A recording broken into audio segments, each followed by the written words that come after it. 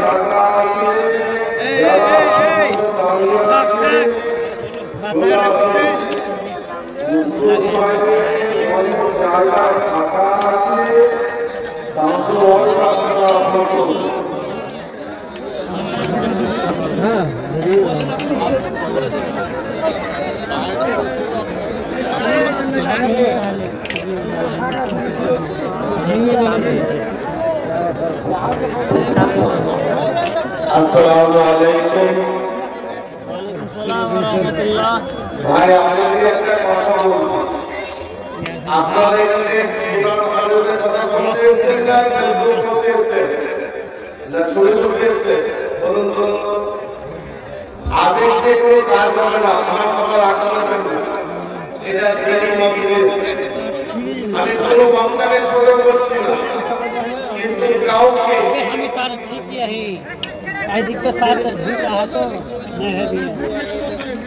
এখান থেকে ভাই কাজে লাগবে এবং নিজের জীবনটাকে পরিবর্তন করবে। স্বল্প সময় বলবো, একটি গজল দিয়ে শুরু করি। ময়রা গেলে ফিরে আসে না, ও মন জানো না, ময়রা গেলে ফিরে আসে না, সারা জনম শুধু বাড়ি, সুদের টাকায় ঘুষের টাকায় কিনছো তুমি গাড়ি, কি আর হবে গাড়ি দিয়া, কি আর হবে বাড়ি দিয়া, সব কিছু তো রবে পরে, সঙ্গে কিছু যাবে না, ও মন জানো না, ময়রা গেলে ফিরে আসে না।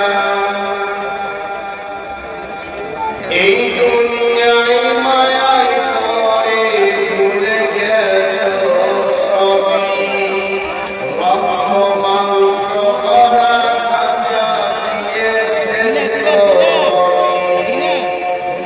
রবের হুকুম পালন করো, কোরআন হাদিস আঁকড়ে ধরো, ওর কাছে ফিরা যাইবা, আর তো ফিরা আইবা না,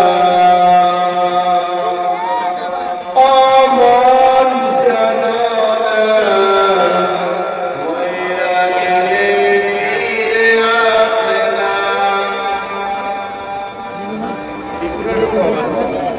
শ্রদ্ধা সভাপতি সাহেব এবং শ্রদ্ধা আলেম ওলামারা এবং আপনারা জ্ঞানীগুণী ব্যক্তিরা, পর্দা আড়ালের মা এবং বোনরা, আল্লাহ মেহেরবান বেনিয়াসবান আমরা আল্লাহ প্রশংসা করে শেষ করতে পারবো না।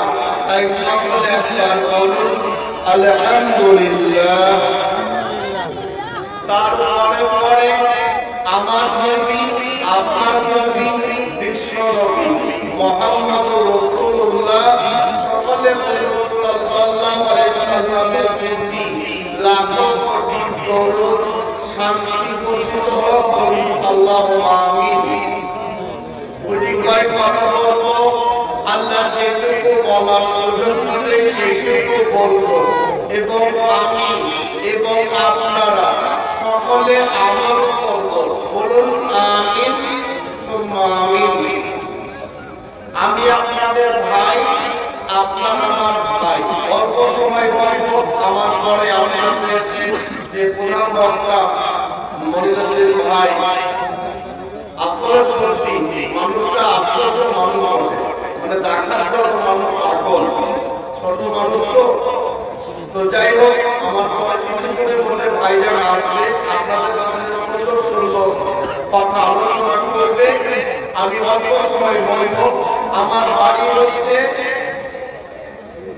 পারুলিয়া, আর আমাদের থানা হচ্ছে খড়গ্রাম, এবং আমাদের জেলা হচ্ছে মুর্শিদাবাদ। তো যাই হোক, আপনাদের জালসায় আসতে পেরে, দুটো দিনের কথা বলতে পেরে নিজেকে বড় ধন্য মনে করছি।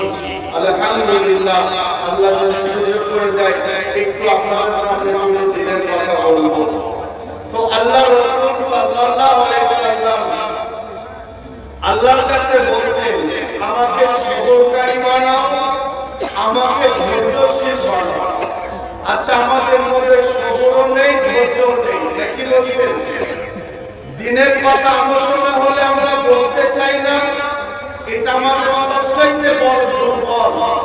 মানে ইসলামটাকে আমরা পেয়েছি এই বাপদাদার সম্পত্তির মতো। বাপ মরে গেলে বাপের সম্পত্তি আপনি পাবেন, এইরকম মনে করেছেন। যদি সাহাবাদের মতো জীবন দিতেন, স্ত্রীকে যদি বিধবা করতেন, ছেলে মেয়েকে যদি এতিম করতেন, সাহাবারা ইসলামের জন্য ঘর বাড়ি আত্মীয় স্বজন সবকিছু ছেড়েছিল, এইরকম কষ্ট যদি আপনি আমি করতাম, তাহলে কিছুটা অনুভব করতে পারতাম ইসলাম কাকে বলে, ঈমান কাকে বলে। তো আল্লাহ রাসূল সাল্লাল্লাহু আলাইহি সাল্লাম আল্লাহর কাছে বলতেন, আমাকে সবরকারী বানাও, আমাকে ধৈর্যশীল বানাও, এবং তোমার শুকরগুজার বান্দা আমাকে বানাও, আর আমাকে আমার চোখে ছোট বানাও। সর্বদাই আল্লাহ রাসূল সাল্লাল্লাহু আলাইহি সাল্লাম নিজের চোখে ছোট হতে চাইতেন। আর আমরা বক্তা বলুন আর শ্রোতাই বলুন, মানে নিজেকে এত অহংকার করে, মানে আমি যদি মনে করি যে আমার মতো বক্তা পৃথিবীতে নেই, এটা অহংকার করা হবে, নাকি বলছেন? তো যারা নিজেকে ছোট মনে করবে, আল্লাহ তাদের মান সম্মান তত বাড়িয়ে দিবে। আর যারা নিজেকে অহংকার করবে, আল্লাহ তাদেরকে লাঞ্ছিত করে ছাড়বে। তাই আমরা কখনো অহংকার করব না, সর্বদাই নিজেকে ছোট মনে করব। আপনি মানুষকে ক্ষমা করতে শিখুন, আল্লাহ ইজ্জত আপনার দিবে। মুসা আলাইহিস সালামকে একবার তার উম্মতরা জিজ্ঞাসা করেছিল, হে নবী মুসা, বলেছিল, হে মুসা আলাইহিস সালাম, আপনি তো আমাদের নবী, আচ্ছা বলুন তো সবচাইতে জ্ঞানী কে? তো মুসা আলাইহিস সালাম কি বলেছিল, যে সবচাইতে জ্ঞানী তো আমি। তো আল্লাহ রাব্বুল আলামিন এটা চাননি। আল্লাহ রাব্বুল আলামিন চেয়েছিল মুসা নিজেকে জ্ঞানী না বলে সে আল্লাহকে জ্ঞানী বলুন। তো আল্লাহ রাব্বুল আলামিন বললেন, মুসা, আমি তোমার চাইতে একজন জ্ঞানী বানিয়েছি। তো মুসা আলাইহিস সালাম বললেন, ওগো আল্লাহ, তার সন্ধান আমি কি করে পাবো, একটু তো আমাকে আমাকে বলুন। আল্লাহ রাব্বুল আলামিন বললেন, মুসা তুমি নদীর কিনারায় কিনারায় চলে যাও, তার সন্ধান তুমি পেয়ে যাবে। তার নাম হচ্ছে খিজির আলাইহিস সালাম। একটা কথা মনে রাখবেন আমার ভাই বাবাজিরা আপনারা আছেন, একটা কথা বলি, আমার বয়সের অনেক ছেলেরা আছে, যুবকরা আছেন, একটা কথা বলছি মনে রাখবেন, বাপের ওপরে বাপ আছে। নাকি বলছেন? নিজেকে কেউ কখনো পণ্ডিত মনে করো না। পৃথিবীর কেউ সব জানে না, যে সব জানে সে হচ্ছে আল্লাহ। পৃথিবীর কেউ সব জানে না। তো যাই হোক, দুনিয়ার জীবন ধোঁকা। আল্লাহ কোরআনের মধ্যে বলেছে, ওয়ামাল হায়াতুদ দুনিয়া ইল্লা মাতাউল গুরুর। দুনিয়ার জীবন হচ্ছে সম্পূর্ণ ধোঁকা। আজ চলছে কাল চলবে না, আজ আল্লাহ রেখেছে কালকে রাখবে না। অতএব দুনিয়া একদিন ধ্বংস হবে। যেমন করবে মরণের পর এরকম ফল পাবে। যেমন করবে। তো আল্লাহ তওবাকারীকে অনেক ভালোবাসে। পাপ আপনার হতে পারে, আমার হতে পারে, কিন্তু যারা পাপ আল্লাহর কাছে তওবা করে, আল্লাহ তাদের গুনাহগুলোকে নেকি দিয়ে পরিপূর্ণ করে দেয়। বলুন সুবহানাল্লাহ। আল্লাহ রাসূল সাল্লাল্লাহু আলাইহি সাল্লাম একবার সাহাবাদিকে বলছিলেন, একজন ব্যক্তি সফরে বের হয়েছে। তো তিনি সফরে বের হয়েছে, কিছু খাবার সঙ্গে নিয়েছে এবং উট যেটার উপরে সফর করবে সেটাকে সঙ্গে নিয়েছে। তো তিনি যেতে যেতে খুব ক্লান্তি হয়ে পড়লেন, উটটাকে বেঁধে রাখলেন এবং খাবারটাকে কাছে রাখলেন এবং তিনি ঘুমিয়ে পড়লেন। চোখটাকে বন্ধ করে তিনি ঘুমিয়ে পড়লেন। ঘুম থেকে উঠে দেখছে তার উট, তার খাবার অদৃশ্য মতো গায়েব হয়ে গিয়েছে। আচ্ছা বলুন, ওই ব্যক্তি কত পেরেশানি হবে? ওই ব্যক্তি এতটা পেরেশানি, সে মনে করলে খাবার নেই, আমি কি খাবো, আর উট নেই, আমি কিভাবে সফরে যাব। তিনি বড় পেরেশানি, আল্লাহর কাছে দোয়া করলেন আর বললেন, আমার উটটাকে ফিরিয়ে দাও। আল্লাহ রাব্বুল আলামিন তার দোয়াকে কবুল করলেন। ঘুম থেকে উঠে দেখছে তার উট, তার খাবার আগের মতো যেমন ছিল সেই অবস্থায় আছে। আচ্ছা বলুন, ওই ব্যক্তি কত খুশি হবে? ওই ব্যক্তি এতটা খুশি হয়েছে, আল্লাহকে বলছে, খুশির চোটে কি বলছে জানেন? আল্লাহকে বলছে, তুমি আমার বান্দা আর আমি তোমার রব। মানে উদ্দেশ্য কিন্তু এটা না, উদ্দেশ্য ছিল আমি তোমার গোলাম আর তুমি আমার রব। কিন্তু খাবার পেয়ে এতটা খুশি হয়েছে। তো আল্লাহ রাসূল সাল্লাল্লাহু আলাইহি সাল্লাম বললেন, ওই উট হারানো ব্যক্তি যেমন উট পেলে যেমন খুশি হয়, আল্লাহর কোন হারানো বান্দা যারা এখানে নামাজ পড়তে পারছে না, তারা যখন আল্লাহর রাস্তায় ফিরে আসে, আল্লাহ তার চাইতে বেশি খুশি হয়। বলুন সুবহানাল্লাহ। তো আল্লাহ বলছে, যারা তওবা করার মতো করবে, যারা ঈমান আনার মতো আনবে, আমল করার মতো করবে, যারা আল্লাহকে বিশ্বাস করার মতো করবে, আল্লাহ বলছে তাদের গুনাহগুলোকে নেকি দ্বারাই পাল্টিয়ে দেব।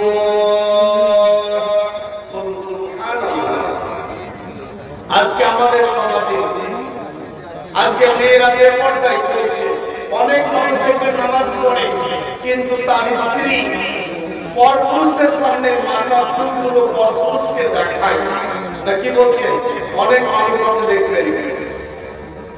একটা কথা মনে রাখবেন, একটা ছেলেকে মানুষ করতে গেলে তার মা বাপকে কমসে কম 20 বছর লেগে যায়। এটা কি বলছেন? একটা ছেলেকে মানুষ করতে গেলে তার মা বাপকে 20 বছর লেগে যায়, তবু সে সন্তানটা মানুষের মতো মানুষ হতে পারে না। কিন্তু একটা ছেলেকে খারাপ করতে গেলে একটা মেয়ের কাছে 1 সেকেন্ড লাগবে না। একবার যদি চোখ মারে বাড়িতে সে বালিশ ছিঁড়বে, তার মা বলবে কি হয়েছে রে, বলবে আমাকে 440 ভোল্টেজ লেগেছে, আবার আমাকে কলকাতা পার্কে যেতে হবে। আল্লাহ মেয়েটিকে এত পাওয়া দিয়েছে, কেন মেয়েরা পর্দা করছে না? এর জন্য তাই শুধু মেয়েরা নয়, তার বাড়ির গার্জেন কাল কিয়ামতের দিনে আল্লাহ তাদেরকে ছেড়ে কথা বলবে না, বলবে তুমি বাড়ির গার্জেন হয়ে তোমার স্ত্রী কেন বেপরদায় চলেছে। অনেক মেয়ে আছে মেয়েটিকে খারাপ বললে চলবে না, অনেক মেয়ে আছে পর্দা করতে চায়, অনেক মেয়ে আছে বোরখা পরতে চায়, অনেক মেয়ে আছে চাদর পরতে চায়, কিন্তু তার স্বামী তাকে বেপরদায় নিয়ে যেতে চায়। বলে মডার্ন যুগ, পর্দা করে কি হবে, বোরখা করে কি হবে? এখন মডার্ন যুগ, বেপরদায় চলতে হবে।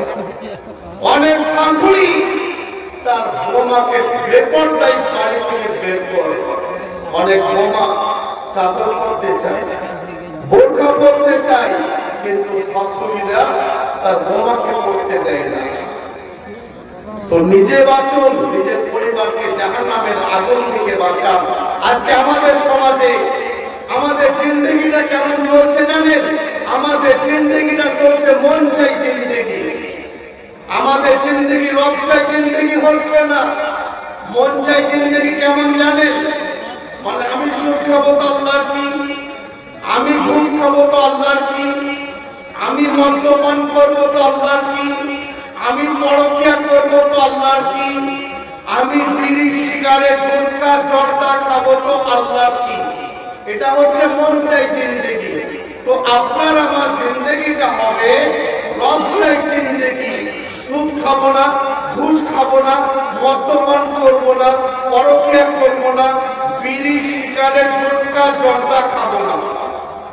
এটা হবে রব চাই জিন্দেগি। আমার রব কিসে খুশি হবে? বিড়ি সিগারেট খেলে আপনার মুখ থেকে দুর্গন্ধ বের হবে, মস্তিষ্ক নষ্ট হবে, জৈবন নষ্ট হবে, আপনার মুখ থেকে দুর্গন্ধ বের হবে, আপনার স্ত্রী, আপনার ছেলে মেয়ে, আপনার পরিবার আপনার কাছ থেকে দূরে সরে যাবে। এগুলো ছেড়ে দেন, এগুলোতে কোনো উপকার নেই। অনেক মসজিদে দেখবেন, মসজিদে যখন আজান হয়, অনেক মসজিদে দেখবেন বিড়ি সিগারেট টানতে টানতে এসে উঁচু বানায়, তার মুখে যে দুর্গন্ধ, এটা অন্য মুসলির কষ্ট হয়। এগুলো ছেড়ে দেন, এগুলোতে কোনো উপকার নেই। তো আপনি আমি আমাদের সমাজে আমাদের জীবনে যদি পরিবর্তন যদি না চাই, আল্লাহর কসম করে বলছি এই জাতিকে আল্লাহ কখনো পরিবর্তন করবে না। সূরা রদ 13 নম্বর সূরা আয়াত নম্বর 11 আল্লাহ রাব্বুল আলামিন কি বলেছে জানেন? ইন্নাল্লাহা লা ইউগাইরু মা বিকাওমিন হাত্তা ইউগাইরু মা বিআনফুসিহিম। কোন কম, কোন জাতি, কোন দল, কোন এলাকা, কোন গ্রাম, কোন শহর, আর কোন জেলা, আর কোন ব্যক্তি তাদের জীবনের পরিবর্তন না চাইবে, আল্লাহ বলছে আমি তাদের কোনদিন পরিবর্তন চাইব না। তোমরা চাইলে আমি তোমাদের পরিবর্তন ঘটাবো। তো আমরা যদি কেঁদে কেটে নিজেদের জীবনের পরিবর্তন আনার চেষ্টা করি, নিশ্চয় আল্লাহ আপনাকে আমাকে পরিবর্তন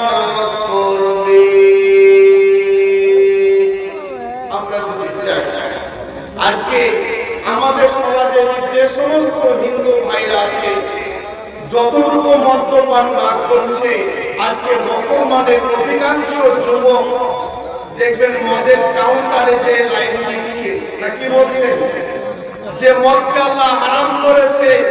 আল্লাহ বললে মদ পান করা তো দূরের কথা, মদ যদি কোনো মুসলমানের হাতে লেগে যায় নাপাক হবে, তারপরে মুসলমান কি করে মদ্যপান করতে পারে? সেই দুই বন্ধু একটা হিন্দু হোটেলে ঢুকেছে, গিয়ে বলছে বিদেশি মদ হবে, মানে দেশি মদ খাবে না বিদেশি খাবে। বলে ভাবে, বলে এক প্লেট ভুনা মাংস হবে, বলে মাংসটা কিন্তু হালাল চাই। মানে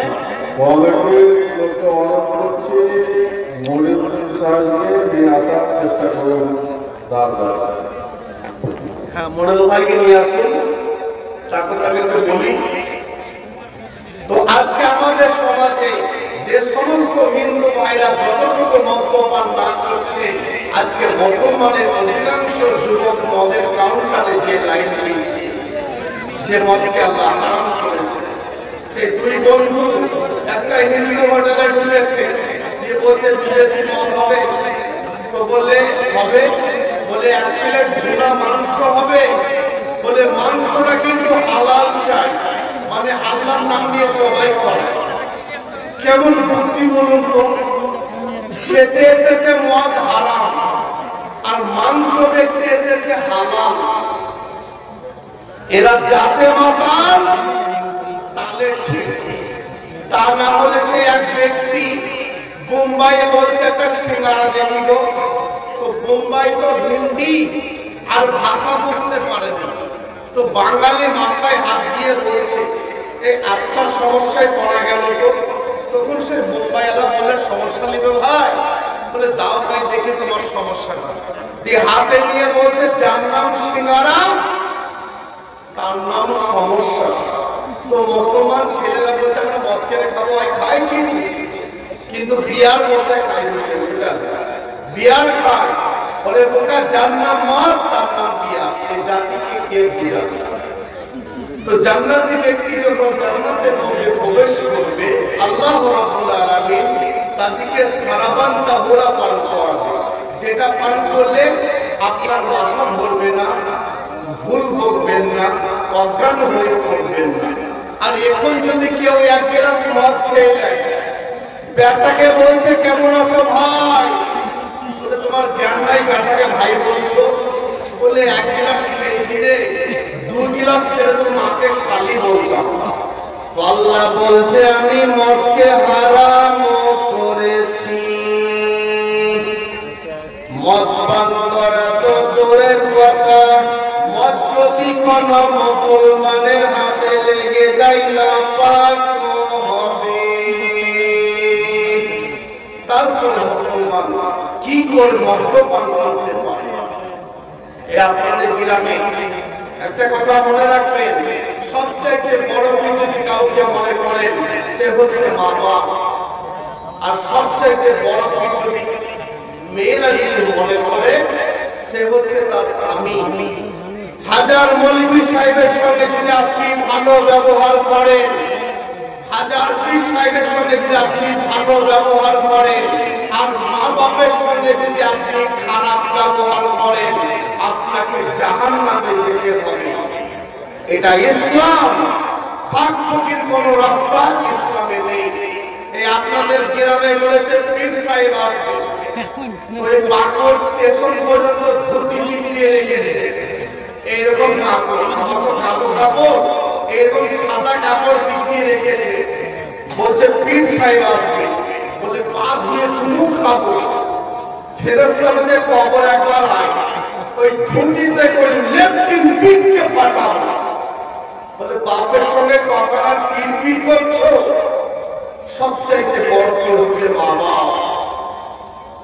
আচ্ছা আপনারা বলুন তো, টাকা জীবিত মানুষের দরকার না যারা দুনিয়া ছেড়ে চলে গেল তাদের দরকার? কাদের দরকার? জীবিত মানুষের দরকার। আমার তো বুঝে আসে না, যে দেশের মেয়েরা ইজ্জত ঢাকার কাপড় পায় না, সে দেশ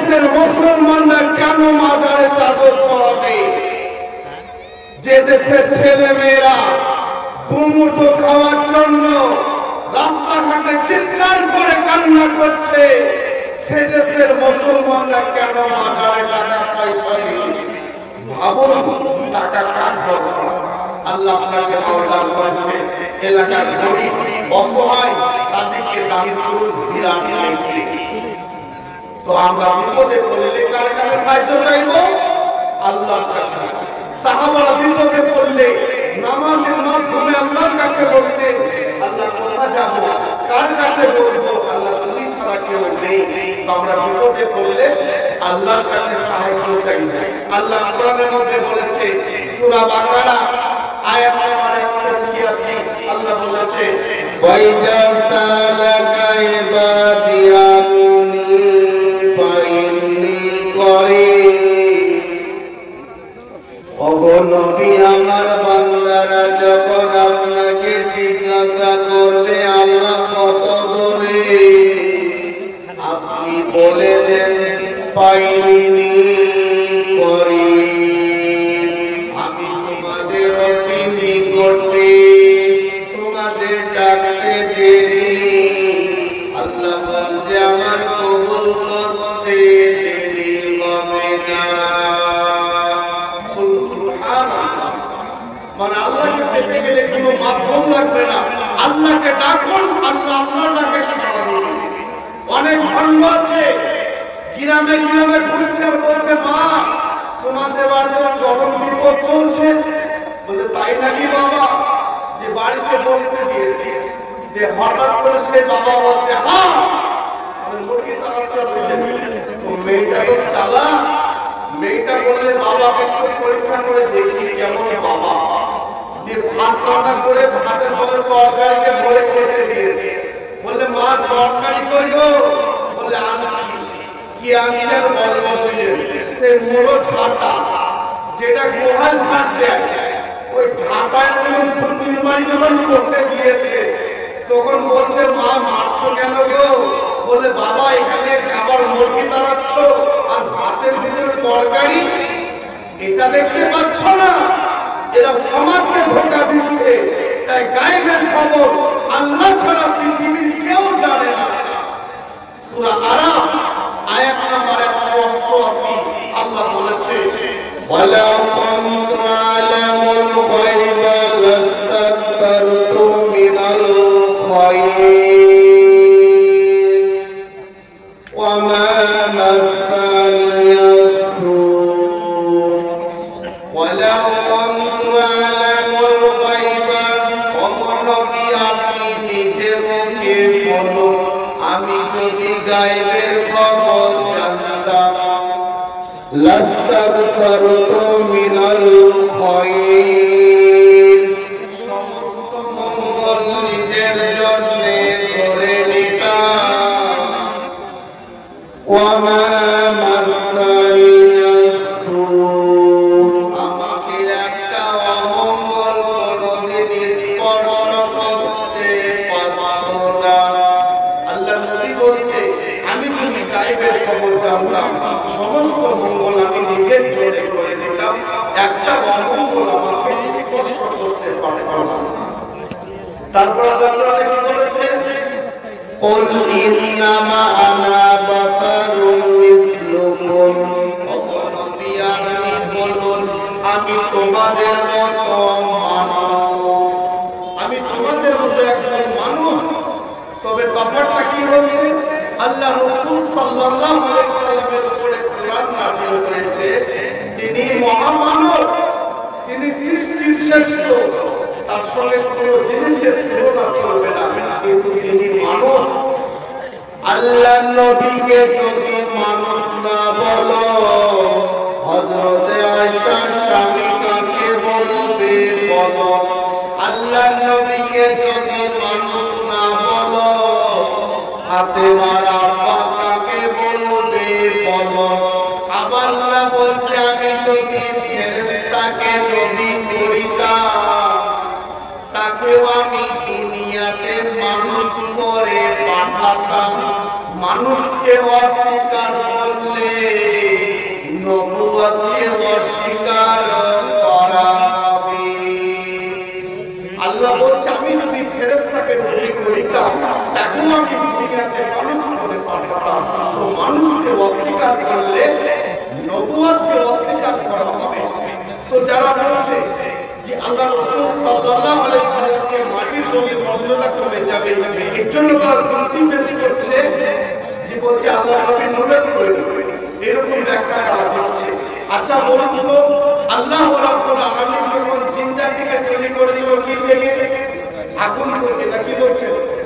আর আদম আলাইহিস সালামকে তৈরি করেছিল মাটি থেকে, আর ফেরেশতাকে তৈরি করেছে নূর, জ্যোতি, আলো। আচ্ছা বলুন তো, সমস্ত ফেরেশতারা যখন আল্লাহ রাব্বুল আলামিন বললেন তোমরা নূরের ফেরেশতা মানে মাটির আদমকে সিজদা করো, তো নূরের ফেরেশতারা মাটির আদমকে সিজদা করেছিল কি করেনি? করেছিল, নাকি বলছেন? তো মর্যাদা কার বললো? মাটির আদমে। তো যারা বলছে নবীজিকে নূরের বললে মর্যাদা বেড়ে যাবে, তো নূরের ফেরেশতারা তো মাটির আদমকে সিজদা করেছে, তো মর্যাদা কার বললো? মাটির আদমে। তো সম্মান দেওয়ার মালিক আল্লাহ, ইজ্জত দেওয়ার মালিক আল্লাহ, নাকি বলছেন? সম্মান আল্লাহ যাকে সম্মানিত করবে পৃথিবীর কেউ তাকে অসম্মান করতে পারবে না। আর আল্লাহ যদি কাউকে অপদস্থ করে পৃথিবীর কেউ তাকে সম্মানিত করতে পারবে না। তো যাই হোক, দুনিয়া জীবন হচ্ছে ধোঁকা।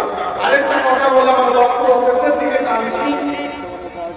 এখানে যে সমস্ত যুবক ভাইরা এসেছেন, আমার বয়স কিন্তু বেশি নয়, আমার বয়স 33 থেকে 34 বছর বয়স পড়েছে। আমি আপনাদের মতো যুবক, বেশিরভাগ দেখছি আমার যুবক ভাই। আমার যুবক ভাইদিকে বলবো একটা কথা মনে রাখবেন, এখান থেকে নিয়োগ করুন আর এখান থেকে শিক্ষা গ্রহণ করুন। আর আমার প্যান্ডেলে যে সমস্ত মা বোন যারা আপনারা আছেন, এখান থেকে একটা জিনিস শিক্ষালেন, এই রং লাগা জৈবন একদিন জং ধরে শেষ হয়ে যাবে। আল্লাহকে ভয় করো। পৃথিবীতে হয়তো আমি একটা পাপ করতে যাচ্ছি বা আপনি একটা পাপ করতে যাচ্ছেন, আর আল্লাহকে যদি আমি যদি ভয় করি, দুনিয়ার অনেক পাপ থেকে আমি আর আপনি বেঁচে যাবে, নাকি বলছেন? আল্লাহকে ভয় করি। একবার হযরতে ওমর রাদিয়াল্লাহু আনহু একজন সাহাবাকে জিজ্ঞাসা করছে, সে সাহাবাটার নাম হচ্ছে উবাই ইবনে কাব রাদিয়াল্লাহু আনহু। কি জিজ্ঞাসা করছে? হে উবাই ইবনে কাব, তুমি কি বলতে পারবে তাকওয়া কি? মানে আল্লাহর যে ভয়, এটা ব্যাখ্যা কি একটু বলতে পারবে? তো উবাই ইবনে কাব রাদিয়াল্লাহু আনহু তাকে বললেন, হযরতে ওমর রাদিয়াল্লাহু আনহুকে কি বলছেন, হে আমিরুল মুমিনিন, আপনি কি কোন কাটা রাস্তায় যাতায়াত করেছেন? বলে হ্যাঁ গেছি। আচ্ছা আপনি কিভাবে পার হয়েছেন একটু বলবেন? বলে আমি আমার পাটাকে একটু দূরে দূরে ফেলছিলাম, যেন আমার পায়ে যেন কোনো কাটা যেন ঢুকে না যায়। বলে এটাই তো তাকওয়া, এটাই তো আল্লাহর ভয়। দুনিয়াতে আপনি আর আমি এমন ভাবে চলবো যেন দুনিয়ার কোনো পাপ আপনাকে আর আমাকে স্পর্শ না করতে পারে। ধরেন আপনার হাতে মদের বোতল আছে, আপনি মদ্যপান করতে যাচ্ছেন আর মনে করলেন দুনিয়ার কোনো মানুষ আমাকে দেখছে না, কিন্তু আমার আল্লাহ আমাকে দেখছে। এটাই হচ্ছে তাকওয়া, এটাই হচ্ছে আল্লাহর ভয়। একটা সুন্দরী নারী আপনাকে খারাপ কাজের জন্য সুযোগ দিয়েছে, আর আপনি মনে করলেন দুনিয়ার কোন মানুষ তো আমাকে দেখছে না, কিন্তু আমার আল্লাহ আমাকে দেখছে। এটাই হচ্ছে তাকওয়া, এটাই হচ্ছে আল্লাহর ভয়। তো যার যত অন্তরে আল্লাহর ভয় থাকবে তার মর্যাদা আল্লাহর কাছে অনেক বেশি।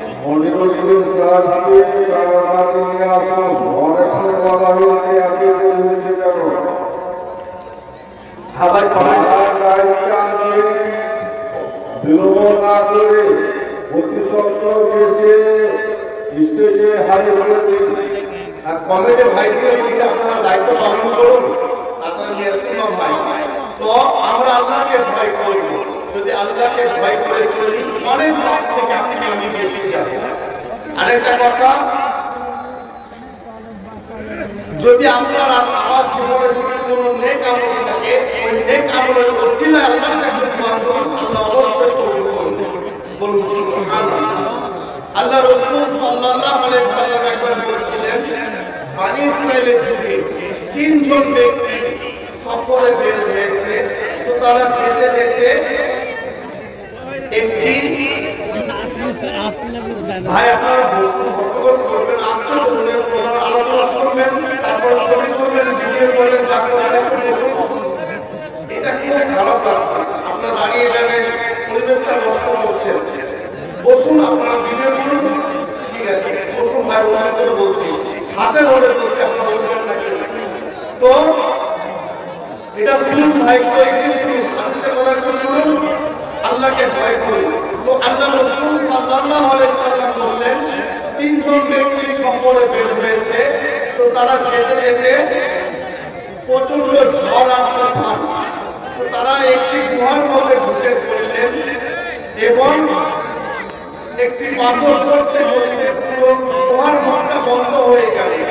তো তাদের মধ্যে একজন ব্যক্তি বললেন, ওগো আল্লাহ, আমার মা ছিল বয়স্ক, আমি আমার মায়ের খেদমত করতাম এবং মা বড় অসুস্থ, তো মা দেখছি ঘুমিয়ে পড়েছে, তো মাকে ঘুম থেকে জাগ্রত করতে এটা আমি পছন্দ করলাম না।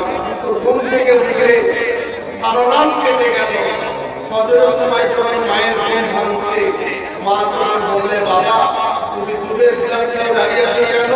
বললে, মা গো তুমি ঘুমিয়ে পড়েছিলে, তাই আমার বাজার থেকে একটু রাত হয়ে গেল, তিনটে রাত হয়েছে, তাই দুধের গ্লাস নিয়ে দাঁড়িয়েছিলাম।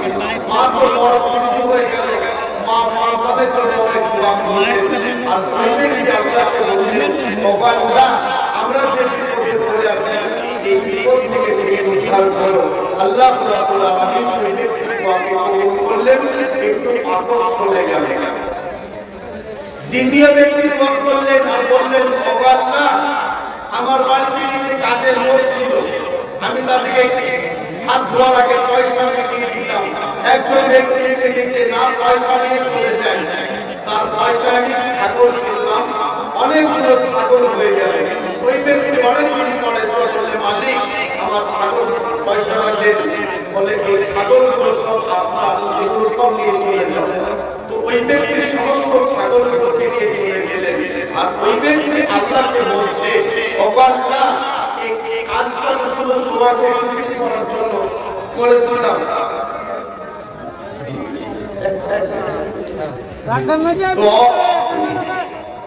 তো বললে, আমরা যে বিপদে পড়েছি, এই বিপদ থেকে তুমি উদ্ধার করো। আল্লাহ রাব্বুল আলামিন ওই ব্যক্তির দোয়াকে কবুল করলেন। বলুন সুবহানাল্লাহ। আর এক মিনিটের মধ্যে আমার বক্তব্য শেষ করছি, এটা এই কথা বলে। তো আরেকজন ব্যক্তি বললেন, ওগো আল্লাহ, আমার বাড়িতে বা আমার একটা চাচাতো বোন ছিল, হে যুবক ভাই, তোমাদেরকে বলছি শোনো। বললে, আমার একটা যুবক ভাই, মানে আমার একটা যুবক চাচাতো বোন ছিল, আমি তাকে অনেক ভালোবাসতাম, কিন্তু আমার চাচাতো বোন কোনোদিন রাজি হচ্ছিল না। তো অভাবের কারণে আমার চাচাতো বোন এসে বললে, ভাইজান, আমাদের সংসারে বড় অভাব যাচ্ছে, তো বলে কিছু পয়সা ধার দাও। তো বললে, তুমি যদি আমার সঙ্গে নির্জনে সাক্ষাৎ করো, তাহলে আমি পয়সা ধার দেবো। তিনি রাজি হয়ে গেলেন অভাবের কারণে। তো সে যখন তার সঙ্গে নির্জনে সাক্ষাৎ করেছে, সে আমার নিকটে বসে আছে, আমি তার নিকটে বসে আছি। ইতিমধ্যে আমার চাচাতো বোন বললে, ভাইজান, আল্লাহকে ভয় করো, আমার সতীত্ব নষ্ট করো না, আমার সতীত্ব নষ্ট করো না, আল্লাহকে ভয় করো। আল্লাহকে কি মুখ দেখাবে? আমার চাচাতো বোন যখন বলেছিল, ওগো আল্লাহ, আল্লাহকে ভয় করো, আমার সতীত্ব নষ্ট করো না, আমার চাচাতো বোনের কথা শুনে, তোমার কথা যখন শুনেছিলাম, আল্লাহকে ভয় করো, আমার গায়ে তো লোম দাঁড়িয়ে গেল। আমি আমার চাচাতো বোনের কাছ থেকে সরে গেলাম, শুধু তোমার ভয়ে এটা কোনো পুরুষের পক্ষে সম্ভব ছিল না, কিন্তু আমি আমার তোমার ভয় শুনে গেলাম। এখানে যুবক ভাই থেকে বলবো, এই রমজানের জয়মনে শেষ হয়ে যাবে। আল্লাহকে ভয় করো, 5 ওয়াক্ত নামাজ পড়ো, 30টা রমজানের রোজা রাখো। যাই হোক, অনেক বলে ফেললাম, সময় শেষ হয়ে গেছে।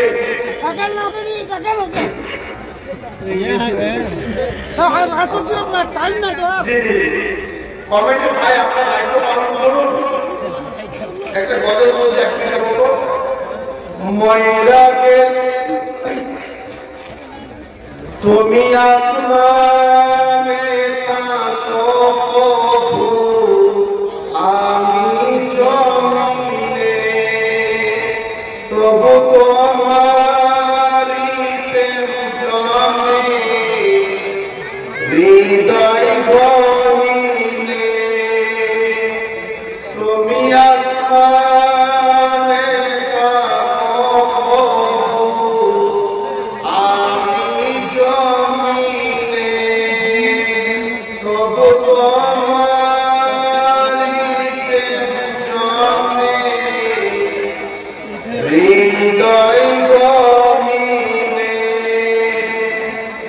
আমি তোমারি গোলাম গো, অন্য কারো নয়। আলিমুল গায়ব তুমি, মালিক রব্বানা।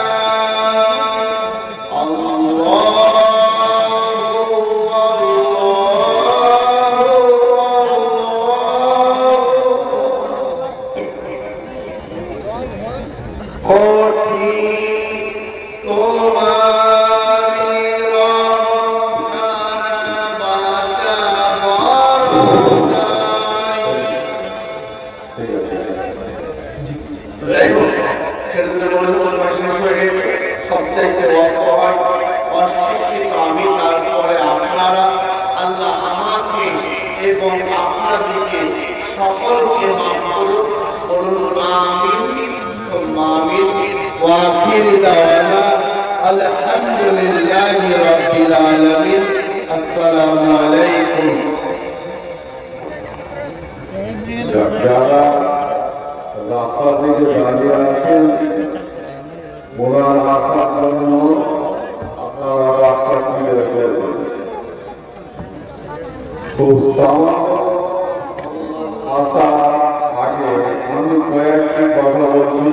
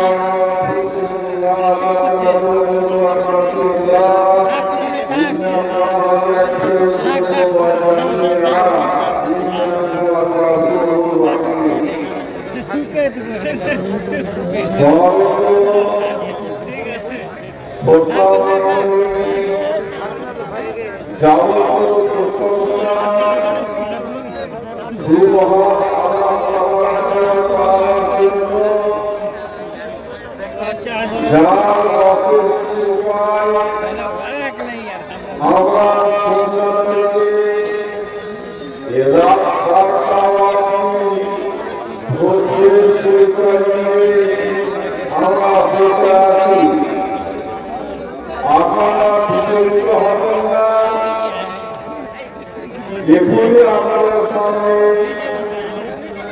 মনোযোগের সাহায্যে আনা হচ্ছে। আর আমরা বারবার বলছি, যাদের দায়িত্বে আছে আপনারা সময়ে লস না করে, দেরি না করে, যত ফলাফল পারে সেখানে নিয়ে আসে। যা মহান আল্লাহ সংযুক্ত প্রশংসার পর তার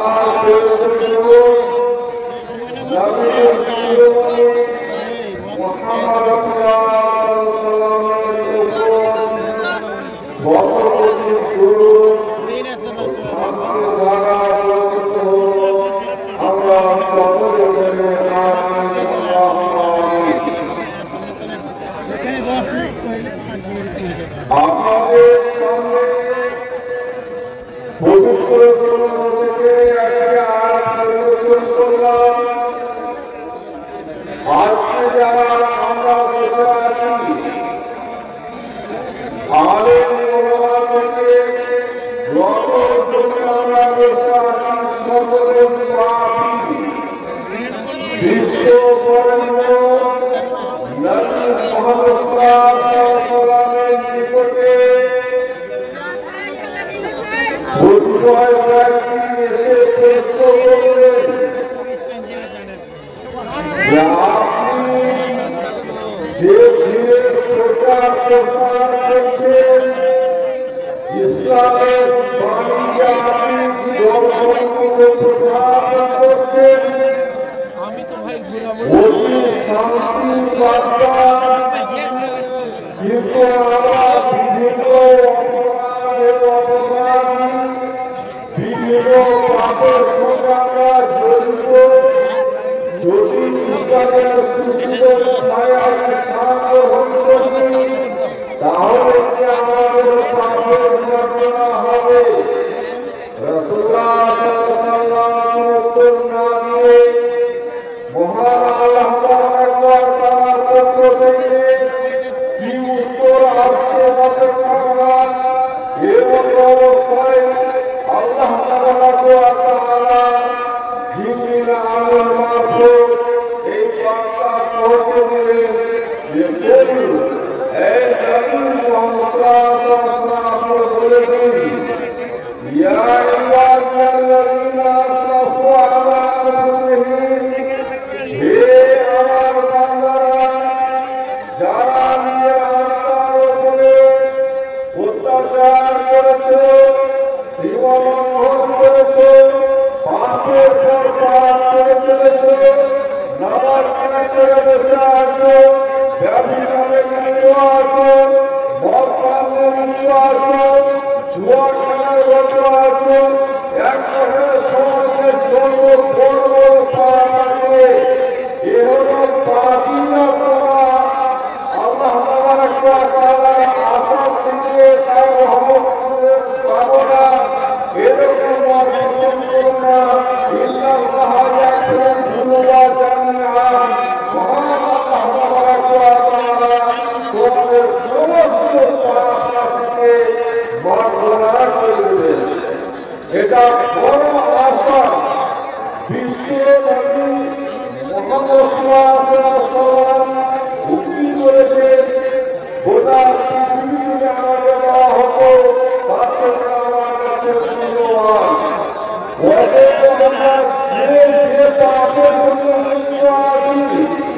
আমাদের সঙ্গে সঙ্গে সে পাপ বর্জন করতে হবে, শান্ত হতে হবে।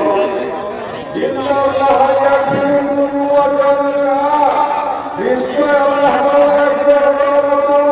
সমস্ত রকমের পাপকে ক্ষমা করে দেবেন। আপনারা শুনতে পাচ্ছেন আল্লাহ আমাদের ক্ষমা করে দেবেন। পরিশেষে দুটি মহান আল্লাহ বিশেষদের উল্লেখ করা হয়েছে।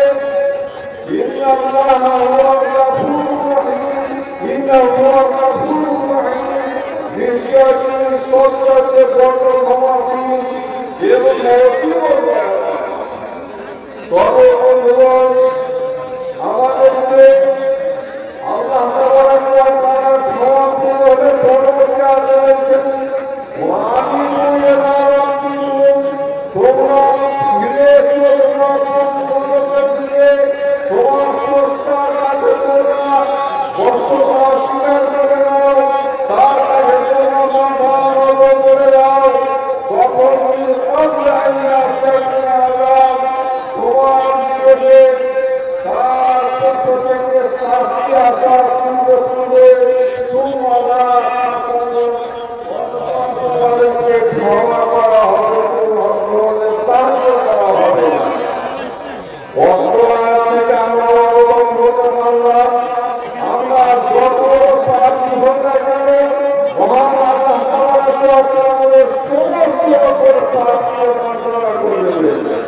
তবে তিনটি শোক আছে, বাঘের পূর্ণমন্ত্রী ভাগ আছে, কিছু মন্ত্রের সম্পর্কে সরকার সঙ্গে আবার কিছু মন্ত্রের সম্পর্ক আছে এক অপরের সাথে। আল্লাহ সঙ্গে মন্ত্রের সম্পর্ক যেমন আপনাকে বলি, অনেক ভাই আছে নামাজ পড়েন না, অনেক ভাই আছে রোজা রাখেন না, অনেক মা বোন আছে রোজা রাখেন না। এই ধরনের যারা পাবে ছোট তারাকে একজনকে পা ছেড়ে দিতে হবে এবং লজ্জিত হতে হবে। আপনারা বসেন চলে আসছেন, আপনারা শুনুন একটি কথা, আপনারা জীবনে কাজে লাগবে। আল্লাহ এর জন্য কথা হচ্ছে কীটনাশক একশো পাঁচটি আসন ছেড়ে দিতে হবে, দ্বিতীয় নম্বরটা তারপরে লজ্জিত হবে। আর তৃতীয় প্রশ্ন হবে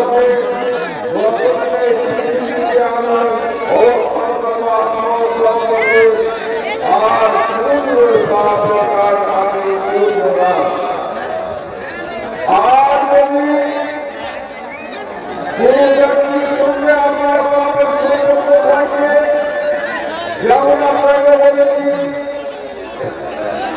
আপনার আত্মা মারা গেছেন, মা মারা গেছেন, আপনার দুই ভাই আছে, এক ভাই আছে আর বোন আছে। যদি ছেড়ে যায় তাহলে জমির মালিক হচ্ছে একটা মালিক হচ্ছে পাহাড় বা ছেলে, আর একটা করে যাবে। এই যে টাকা এইভাবে আত্মসাৎ করে গেছে,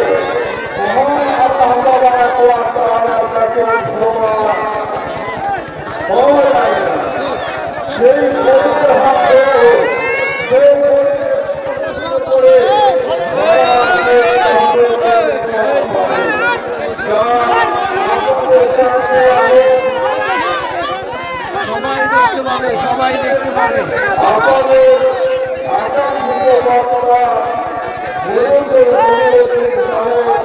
আপনারা